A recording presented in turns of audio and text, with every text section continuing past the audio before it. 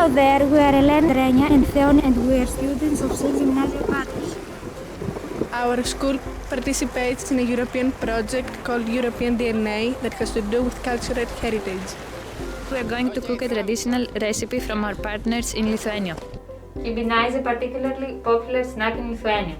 If you visit any town in Lithuania, you will find at least one place where you can buy Kibinai, stuffed with beef, cheese, spinach, mushrooms and other fillings. In order to cook the Kibinai, we need to have the dough and the filling. For the dough, we'll need 4 eggs, 300 grams of butter or margarine, 250 of sour cream, around 800 grams of flour, 2 teaspoons of sugar and salt.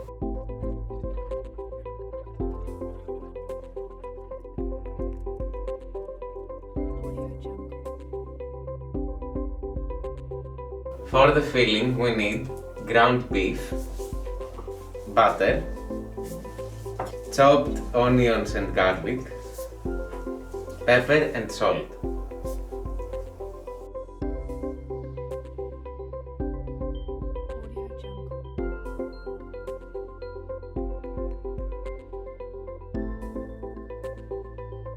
Now we have to mix it.